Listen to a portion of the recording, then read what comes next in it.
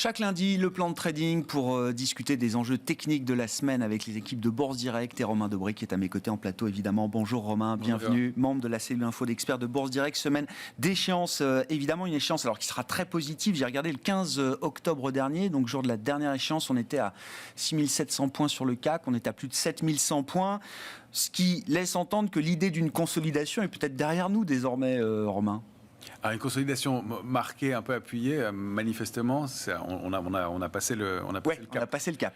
Clairement, il y avait ce niveau d'inflexion autour de 6800 points et sur les plus hauts annuels sur les indices américains qui pouvaient être des niveaux d'inflexion avec des signaux techniques possibles de baisse. La probabilité a été invalidée, clairement. Et voilà, le marché retrouve de l'intérêt, retrouve de la force, de l'intérêt sur les marchés dérivés. Intéressant de noter que on a presque enjambé le mois de novembre en termes d'intérêt sur le futur CAC 40, puisque l'intérêt a été construit sur décembre directement. C'est-à-dire que la position verte n'a quasiment pas bougé sur le mois de novembre à quelques milliers de contrats près chaque jour en fonction de la spéculation. Mais globalement, l'intérêt a été transféré tout de suite sur décembre. C'est-à-dire que les opérateurs ont décidé de vraiment sauter le pas et donc de construire avec un intérêt qui reste moyen, mais qui est pas nul, mais qui est un peu inférieur à ce qu'on connaissait avant la pandémie, de l'ordre de 20% de moins encore. Bon, ça s'étoffe un peu régulièrement, mais c'est toujours le cas. Et puis cette complaisance qu'on avait sur les options qui était vraiment assez marquée, assez visible, et bien pareil, alors que le marché avait bien progressé, les jours de moindre accélération étaient utilisés pour renforcer les niveaux de couverture qui le sont. Alors ils ne sont toujours pas des niveaux de couverture qu'on avait il y a quelques mois avec 2 options de vente pour une option d'achat autour de la monnaie, mais quelque chose de un peu supérieur. On a des ratios qui dépassent 1,20 pour l'instant, ce qui veut dire qu'on aborde cette semaine de façon prudente, raisonnablement prudente. Donc il y a un optimisme, mais qui n'est pas un optimisme béat du tout, quelque chose de construit, et puis des volumes qui sont venus accompagner les derniers mouvements de hausse et les accélérations baissières en fin de semaine, pas dernière mais semaine précédente, pour indiquer qu'il y avait du soutien.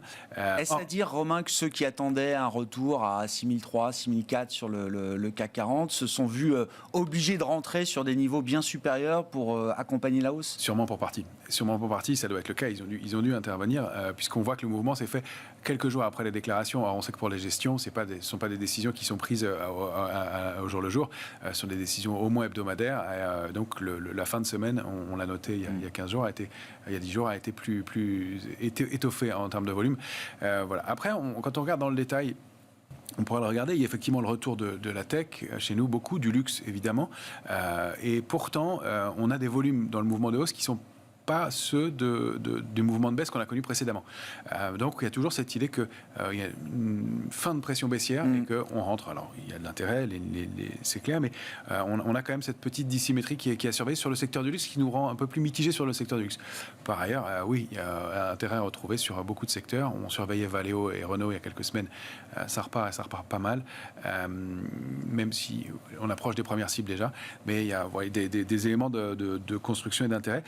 Là, à très court terme, en revanche, l'idée d'une petite consolidation, c'est possible. Je le dis du bout des lèvres. Mais oui, on n'ose plus. C'est vrai que tous les signaux de baisse potentiels sont invalidés. On va le voir sur le futur CAC 40. Il y avait un biseau baissier possible ce matin. On le retrace à nouveau parce que c'est la figure. Hein, je ne m'entête pas. La figure, elle est toujours valable, mais avec quelques points de plus. Ça va bien finir par arriver, oui. Mais au mieux, pour l'instant, ce qu'on vise, c'est une consolidation. Et on dit au mieux, une consolidation qui nous ramènerait aux alentours de 7000 points. Et encore, si elle se déclenche, ce n'est pas le cas pour l'instant. Il faut qu'on regarde en dehors des indices actions parce qu'un des gros mouvements de la semaine dernière également, c'était la montée du dollar, l'indice dollar, là, qui semble être sorti peut-être d'un canal, ou en tout cas sur le point de sortir d'un canal. Ça se retrouve notamment sur l'euro-dollar, bien sûr, mais si on regarde le dollar seul face à un ensemble de devises, on voit peut-être quelque chose de haussier qui est en train de se mettre en place. Là. Oui, ça s'est mis en place, clairement. On est au sein d'un canal haussier de moyen terme maintenant. On le voit avec les bandes noires qui encadrent les cotations.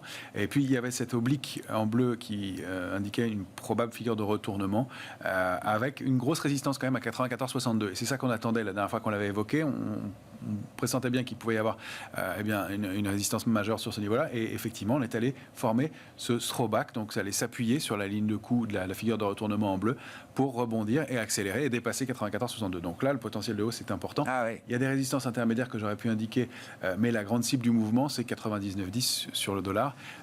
Et c'est très cohérent avec ce qu'on constate là, mais c'est le franchissement de 94,62 qu'on observait, qu'on attendait, qui s'est fait en force et nettement. Et ça, c'est un signe d'un d'intérêt marqué. Qu'est-ce que ça peut donner comme cible sur l'euro-dollar cette fois? Donc on a une baisse de l'euro-dollar, le dollar monte, l'euro-dollar lui est en train de rebaisser, nettement sous 1,15 ce matin, 1,1450 environ. On partait de 1,20, autour de 1,20 en début d'année, je rappelle, pour donner un peu la perspective. Oui, tout à fait, on avait ça, et on avait cette figure de retournement en épaule-tête-épaule qui laissait des doutes quant à la taille du mouvement, mais manifestement on n'est plus très loin des cibles. Le support intermédiaire c'est un 14,35, c'est normal qu'on travaille au-dessus pour l'instant.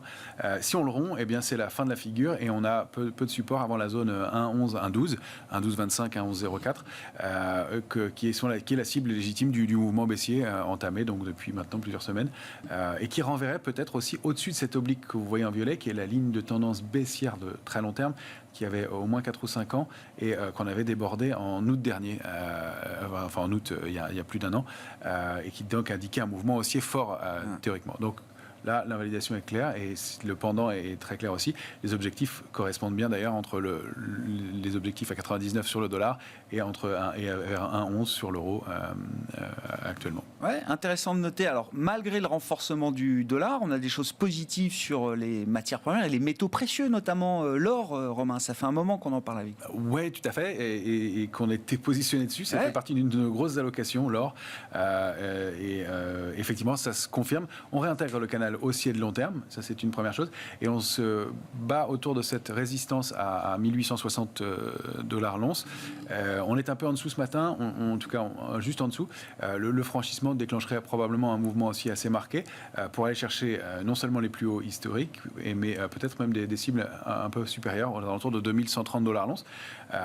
Là, ça se confirme bien, cette grande mèche que vous avez avant la rupture, après la rupture du canal, la réintégration du canal, cette structure de retournement, et puis de l'intérêt, du volume, le contexte actuel et peut-être un retour de prudence aussi sur le marché de recherche d'alternatives. C'est possible que ça alimente aussi ce mouvement-là. En tout cas, on a aussi du côté de la position ouverte un mouvement de hausse qui se met en place, donc du côté de la position nette spéculative qui se met en place et qui ne se dément pas la semaine dernière, encore une fois, sur l'or. C'est un peu moins le cas sur l'argent, ça a débaissé un petit peu, mais la structure est différente sur l'argent, mais le mouvement est important aussi et donne des niveaux cibles importants. Donc au-dessus de 1860-1884 dollars l'once, il y a probablement une accélération baissière complémentaire intéressante pour aller chercher au moins 1977 tout de suite. Bon, on verra si ça correspond avec un peu plus de prudence de la part des opérateurs et des investisseurs aujourd'hui. Quand on en revient aux indices actions, que dire notamment du S&P 500, Wall Street, qui a été un peu plus faible la semaine dernière peut-être, Romain? Oui, on voit, j'ai zoomé là cette fois-ci sur le S&P en journalier pour qu'on voit bien les tenants aboutissants. On avait rompu le canal haussier de long terme. On l'a réintégré, on oscille autour en fait pour l'instant et on est proche d'une zone cible qui était 4720, on est monté à 4719. On a quasiment fait on a fait dépasser l'objectif sur le S&P. Maintenant, on voit qu'il y a un peu d'hésitation autour de ce niveau de 4660, donc ce sera notre alerte intraday, on va la surveiller pour la semaine. Il n'y a rien de méchant jusqu'à 4546. Ce qui va être l'enjeu, c'est de réintégrer le canal haussier et de déborder 4720. Vous avez des cibles au-delà, pourquoi pas. Maintenant, c'est on peut se demander quels vont être les drivers, les moteurs pour aller chercher ces éléments complémentaires. La saison des publications touche à sa fin aux États-Unis. On peut peut-être consolider un peu, au moins à plat. En tout cas, pas d'alerte, pas de signaux de retournement dans l'immédiat. Ouais. Consolidation attendue mais difficile. Est-ce que c'est toujours le même sujet pour les indices européens? Si on regarde l'Eurostoxx, le futur CAC 40, là, quels sont les enjeux techniques pour nos indices européens aujourd'hui, Romain? Pour l'Eurostoxx, on est sorti de la même façon que sur l'indice parisien d'un triangle symétrique. La première cible, et on ne l'a pas tout à fait atteinte sur l'Eurostoxx, on ne doit pas en être très loin ce matin, mais est à 4389. On a buté sur un niveau intermédiaire à 4364. La première cible, donc, elle est assez proche maintenant, donc d'où l'idée d'une possible consolidation, je ne parle pas d'un retournement, temporisation du marché quelque temps, avant d'aller chercher pourquoi pas la cible 2 située à 4459. Il y a un gros niveau de résistance à 4500, et puis la borne haute du canal haussier de long terme derrière, en objectif, pourquoi pas ultime dans ce mouvement qui reste fort, même si, encore une fois, peut-être dans la semaine et pour des questions techniques, on pourrait consolider un peu. Oui, une latéralisation après 6 semaines de hausse consécutive, notamment pour le CAC 40, où effectivement ça paraîtrait légitime. Ça paraîtrait pas complètement inapproprié. Justement, qu'est-ce qu'on peut dire du futur CAC là, sur un graphique en 14 heures journalier, Romain, sachant que c'est la semaine de l'échéance, donc l'expiration du futur CAC ce vendredi. Tout à fait. Donc, ben voilà, on a cette structure en haut de marché qui est un biseau ascendant qui est très propre. Je l'ai retracé par rapport à celui de vendredi soir, puisque on a débordé celui que j'avais proposé vendredi soir. Je m'entête pas encore une fois sur la structure, c'est simplement qu'elle existe toujours. Ouais. Elle est juste réajustée. Et donc la borne haute est un peu plus haute. C'est le point qu'on a été formé ce matin aux alentours de 7120. Et donc ce risque sous 7095 d'une petite consolidation qui est toujours pour un biseau ascendant de l'ampleur du biseau, c'est-à-dire 7000, aux alentours de 7000, qui est le pied du biseau. Maintenant, la pulsion de fond, elle reste haussière. On est allé chercher 7095, c'était la deuxième cible qu'on avait donnée du mouvement haussier entamé en octobre. Le premier, c'était 6991. On l'a débordé, préservé sans jamais le retoucher. 7095, on se dit qu'on pouvait marquer une pause. Manifestement, le marché a l'air de décider autrement dans l'immédiat et de s'installer au-dessus de 7095. Si on déborde eh bien, ce niveau-là, et surtout 7138, c'est la cible ultime, la troisième, 7222, qu'on pensait peut-être pour un peu plus tard, mais qui après tout est le chemin. On est peut-être obligé d'accélérer un petit peu le calendrier de ce point de vue. Manifestement, peut-être Noël avant l'heure. Bon. On verra effectivement, hein, c'est l'ambiance de fin d'année qui commence désormais sur les marchés, des marchés qui restent très positifs. Un point à noter également, Romain, il faut peut-être se réintéresser à la Chine. Pourquoi est-ce qu'il faut regarder à nouveau les indices chinois aujourd'hui ? Il y a pas mal d'éléments qui nous incitent à les regarder, notamment en termes de, j'utilise souvent la force relative. Alors, les indices chinois, certains en tout cas, moi je les prends sous forme de panier sectoriel, et là c'est donc des entreprises leaders chinoises, donc, notamment composées de Tencent et d'Alibaba, bien, sont moins sous-performantes, elles bougent un peu. L'indice lui-même a arrêté de baisser et il est peut-être en train de former une structure de retournement haussière en épaule, tête-épaule inversée que vous voyez là. Alors c'est un des indices que j'ai pris, mais tous ceux qui sont composés de Tencent et d'Alibaba donnent des signaux. Donc en zoomant, effectivement, en allant voir ces valeurs, on se dit qu'elles sont peut-être en train de se retourner. Il y a un peu de volume dans les pôles de rebond.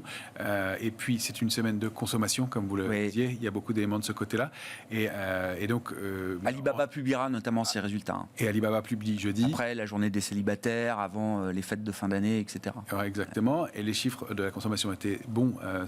Publié cette nuit étaient bons en Chine aussi. Et donc ça étaye cette possibilité de retournement aussi. Donc c'est pour l'instant sous surveillance. Il faudra franchir 126,50 sur le produit. Et donc pour aller confirmer un mouvement de 11 à 12% selon les produits, selon les indices. On a un peu le même genre de structure aussi à Hong Kong.